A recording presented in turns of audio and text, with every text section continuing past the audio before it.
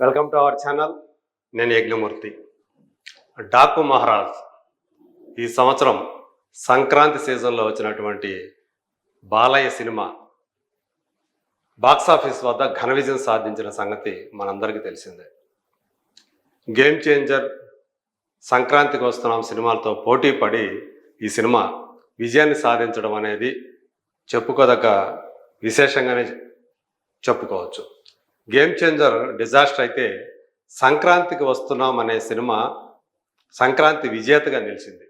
అయినప్పటికీ కూడా అలాంటి ఒక సంక్రాంతికి వస్తున్నాం లాంటి ఒక హిలేరియస్ కామెడీ ఫ్యామిలీ డ్రామాని తట్టుకొని డాకు మహారాజు లాంటి ఒక యాక్షన్ సాగా విజయాన్ని సాధించడం చిన్న విషయం ఏమీ కాదు. సో ఈ సినిమాతో బాలయ్య వరుసగా 4వ హిట్ని సాధించి ఒక చరిత్ర సృష్టించారని చెప్పాలి. ఎందుకంటే తన సమకాలీన కథానాయకుల్లో ప్రస్తుతం ఎవరికి కూడా ఇలాంటి ట్రాక్ లేదనే చెప్పాలి.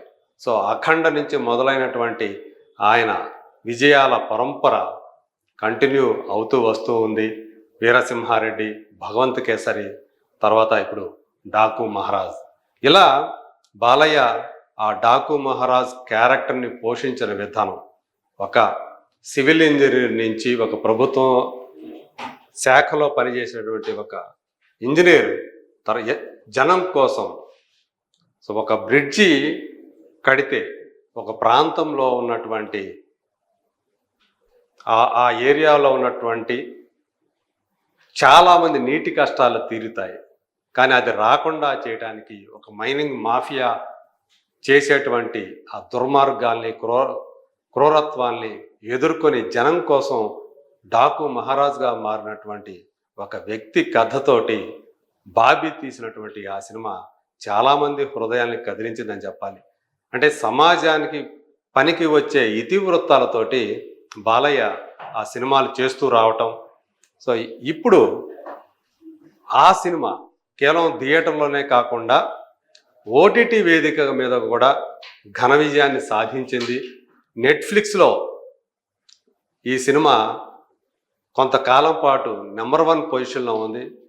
దాదాపు 18 నుంచి 20 దేశాల్లో టాప్ 10లో కొనసాగింది. అంటే సో ఆ సినిమాకి లభించినటువంటి ఆదరణ సో ఏ స్థాయిలో ఉందో దాన్ని బట్టి మనం అర్థం చేసుకోవచ్చు. సో ఈ సినిమాలో ప్రత్యేకించి ఆయన ఆహార్యం, బాలయ్య ఆహార్యం, అలాగే ఆయన నటన చాలా గొప్పగా ఉన్నాయంటూ కేవలం మన ఇండియాలో ఉన్నటువంటి మీడియా మాత్రమే కాకుండా ఈరోజు ఇరాక్ దేశంలో ఉన్నటువంటి పత్రికలు కూడా, మీడియా కూడా కొనియాడటం అనేది నిజంగా ఆ డాకు మహారాజ్ సినిమాకి, బాలకృష్ణ గారికి, అలాగే ఆ సినిమా దర్శకుడు బాబీకి, ఆ సినిమాని ప్రొడ్యూస్ చేసినటువంటి సితారా ఎంటర్టైన్మెంట్స్కి లభించినటువంటి గొప్ప గౌరవంగా భావిస్తున్నారు. ఎస్, నిజమే. ఇప్పుడు మనం మాట్లాడుకుంటుంది అంటే ఇరాక్లో ఉన్నటువంటి ఒక అరబిక్ పత్రిక. సో ఇక్కడ మనకు కనిపిస్తూ ఉంది స్క్రీన్ మీద. సో దీంట్లో మొత్తం ఇది డాకు మహారాజ్ గురించినటువంటి ఒక ఆర్టికల్ని, ప్రత్యేకమైనటువంటి ఆర్టికల్ని ఆ పత్రిక ప్రచురించింది. అందులో ఉన్న కథాంశం గురించి, అలాగే సో ఆ పాత్రల గురించి, బాలకృష్ణ నటన గురించి సో ఆ పత్రిక చాలా గొప్పగా రాసిందంటూ ఈరోజు మనకు తెలుస్తూ ఉంది. సో ఈనాడు లాంటి పత్రికల్లో కూడా ఇది సో ఇప్పుడు ఒక వార్తలాగా అందరి దృష్టిని ఆకర్షిస్తూ ఉంది. సో నిజంగా చెప్పాలంటే బాలయ్య ఇప్పుడు అంటే యువకుడుగా ఉన్నప్పుడు ఎంత బాగా తన స్టార్డమ్ని పెంచుకుంటూ, అంటే మంగమ్మ గారి మనవడి నుంచి ఆయన సో స్టార్గా ఎదుగుతూ వచ్చారనేది చాలామందికి తెలిసినటువంటి విషయమే. సో మధ్యలో ఈ మధ్యకాలంలో ఆయన ఎన్నో రకాలైనటువంటి ప్రయోగాలు చేశారు. తెలుగులోని ఆ మాటకు వస్తే ఇండియాలోనే మొట్టమొదటి ఫ్యూచరిస్టిక్ సైన్స్ ఫిక్షన్ సినిమాలో కథానాయకుడిగా నటించినటువంటి ఘనత కూడా బాలకృష్ణగా దక్కింది. ఆ సినిమా ఆదిత్య 369. ఇటీవలే ఆ సినిమాని శ్రీదేవి మూవీస్, దాని ఒరిజినల్ ప్రొడ్యూసర్ ఎవరైతే ఉన్నారో ఆయన మళ్ళీ 4K రెజల్యూషన్ 5.0 సౌండ్ సిస్టమ్ తోటి ఆయన రిలీజ్ చేశారు. సో దానికి కూడా చెప్పుకోదగ్గ ఆదరణ లభించింది. సో అందులో శ్రీకృష్ణదేవరాయలుగా ఆయన నటించినటువంటి ఆ పాత్రను పోషించిన తీరు చాలామందిని మెప్పించిందని చెప్పాలి ఆ రోజుల్లోనే. సో 1991లో ఆ సినిమా రిలీజ్ అయింది మొట్టమొదటిసారి. శ్రీకృష్ణదేవరాయలు అంటే మనకు గుర్తొచ్చేది ఎన్టీ రామారావు గారే. మహామంత్రి తిమ్మరసు అలాగే తెనాలి రామకృష్ణ సినిమాల్లో శ్రీకృష్ణదేవరాయల పాత్రలో ఎన్టీఆర్ అభినయం అమోఘం అని చెప్పేసి అందరూ కూడా కొనియాడారు. సో మళ్ళీ అంత గొప్పగా ఆ పాత్రను పోషించింది నిస్సందేహంగా నందమూరి బాలకృష్ణే. మరి ఆ తర్వాత భైరద్వీపం లాంటి జానపద సినిమా చేసి ఘన విజయాన్ని అందుకున్నారు. అలాగే పౌరాణిక సినిమాలు కూడా శ్రీకృష్ణార్జున యుద్ధం లాంటి పౌరాణిక సినిమాల్లో కూడా అర్జునుడిగా ఇటు శ్రీకృష్ణుడిగా ఆ పౌరాణిక పాత్రలు పోషించి సో అంటే ఈ కాలంలో అలాంటి పౌరాణిక పాత్రలు పోషించగలిగేటువంటి ఏకైక నటునిగా కథానాయకునిగా నందమూరి బాలకృష్ణ పేరు సంపాదించుకున్నారు. అంటే ఏ రకమైనటువంటి జానర్ సినిమాలో అయినా సరే తాను మెప్పించగలను, తాను ఆ పాత్రలో ఇమిడిపోగలను, ఆ జానర్ని చెయ్యగలను అని చెప్పేసి ఆయన ఇంతకాలంగా ప్రూవ్ చేసుకుంటూనే వస్తూ ఉన్నారు. సో ఫ్యామిలీ సినిమాల కథానాయకుడి నుంచి యాక్షన్ సినిమాల కథానాయకుడిగా సో ఆయన ప్రస్థానం ఏదైతే ఉందో అది ఖచ్చితంగా ఒక పాఠ్యపుస్తకం లాంటిది అని చెప్పాలి.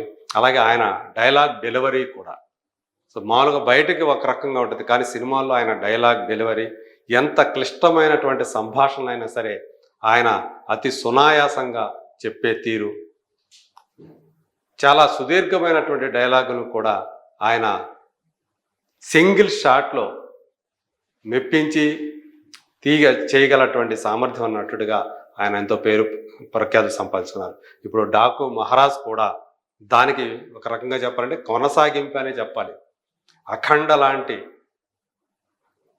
చాలామంది అంటే అఖండ అనే సినిమాని మళ్ళీ భారతీయ సినిమా థియేటర్లోకి జనాల్ని రప్పించినటువంటి మొట్టమొదటి సినిమాగా పేరు తెచ్చుకుంది.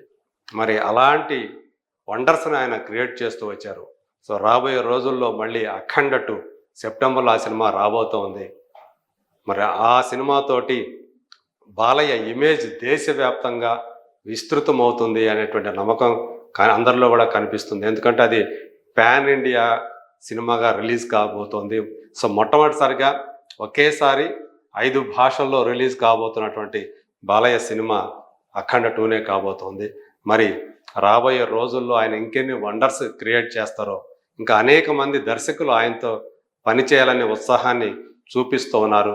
సో అదే ఎనర్జీ తోటి బాలయ్య కూడా పనిచేసుకుంటూ వెళుతున్నారు. మరి అందుగురించే ఆయన కృషికి నిదర్శనంగా ఈరోజు డాకు మహారాజ్ గురించి ఒక అరబిక్ పత్రికలో, అది కూడా ఇరాక్ దేశానికి సంబంధించిన పత్రిక, సో అక్కడ ఆయన గురించి ఆయన సినిమా గురించి రాయటం అనేది సో ఆయనకు సంబంధించినటువంటి ఒక ప్రత్యేకమైనటువంటి విశేషంగానే చెప్పుకోవచ్చు. మరి రాబోయే రోజుల్లో ఇంకెన్ని ఘనతల్ని బాలయ్య సాధిస్తారో let us wait and see.